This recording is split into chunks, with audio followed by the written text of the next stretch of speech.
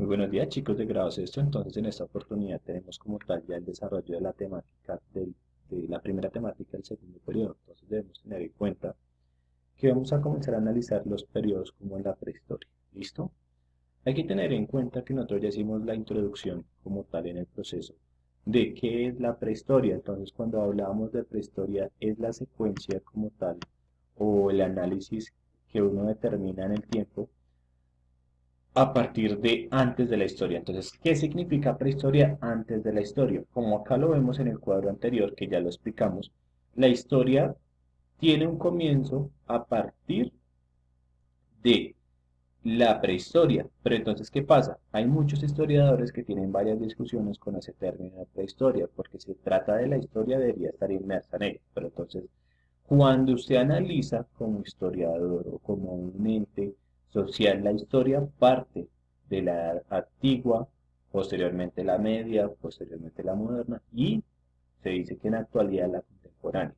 Entonces, vamos a enfocarnos acá en el inicio, en la prehistoria, donde inicia la historia.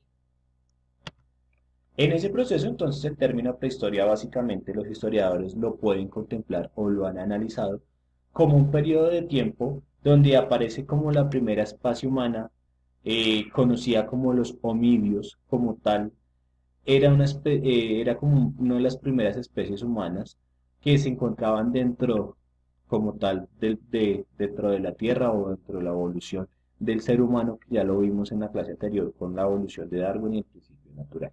Ahora bien, es decir que la especie humana se podía tomar como un elemento de Homo sapiens.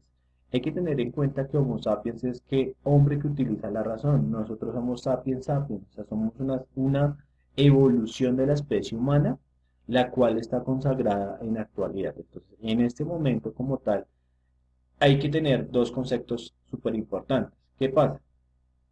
Existían los nómadas y los sedentarios. Los nómadas eran los que se trasladaban de un lugar a otro para conseguir su alimento. Los sedentarios eran aquellos que se establecían como una cultura. En este momento de la prehistoria éramos totalmente nómadas, nos trasladábamos de un lugar a otro, como tal buscando sobrevivir o conseguir el alimento, pues para lógicamente consagrar como tal la especie. Hay que tener en cuenta que se comienza a tener recuentos de la prehistoria a partir de 3300 años antes de Cristo, cuando aparece como tal la escritura, la importancia de la escritura en la historia, porque a partir de eso es donde se comienzan como a tener recuentos de qué era lo que estaba sucediendo y qué era lo que estaba pasando en este momento. ¿Listo? Ahora, los primeros recuentos o las escrituras más antiguas que se encuentran en ese momento, pues se encuentran hacia el Oriente Próximo, donde se encuentran principalmente como las más antiguas, que a veces son talladas o son elementos vistos tallados en piedra. ¿Listo?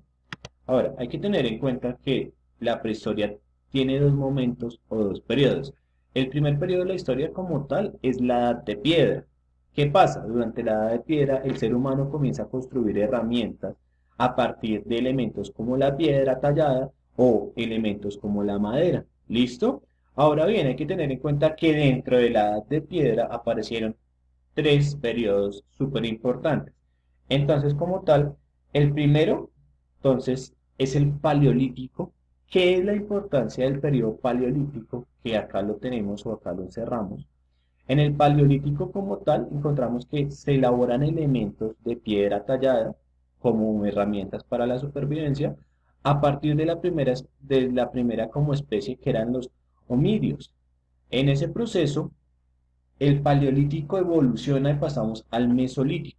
Dentro del mesolítico se supone que es la última edad de hielo, donde la Tierra como tal comienza a tener temperaturas mucho más altas que se pueden comparar con la que tenemos en la actualidad. Lógicamente, esto ya da una condición para mejorar el desarrollo humano que nosotros tenemos dentro de nuestra Tierra y comienza a dar estándares actuales como los que tenemos. El último periodo de la Edad de Piedra fue el Neolítico, en el cual se produce una revolución súper importante, porque se comienza a tener como la época tecnológica, ya que se descubre la agricultura. A partir de que la agricultura se descubre, el hombre comienza a tener una evolución y se comienza a volver sedentario y establecer civilizaciones con la agricultura y la ganadería.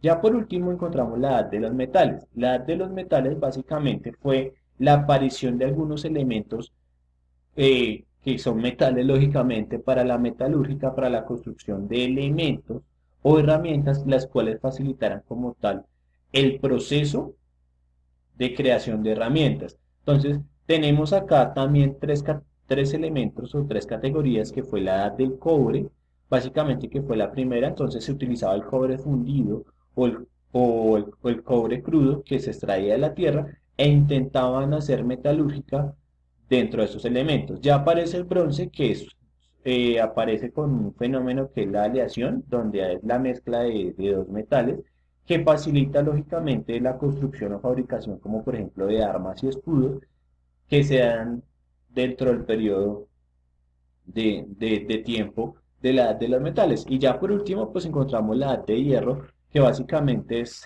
ya la última, que se comienza a dar y se comienza a reflejar sobre todo en la edad antigua del Imperio Romano, con la construcción de elementos, sobre todo en arquitectura y en el desarrollo de armaduras y elementos complementarios para, como tal, su construcción. ¿Vale, muchachos? Entonces, espero que haya quedado claro tema.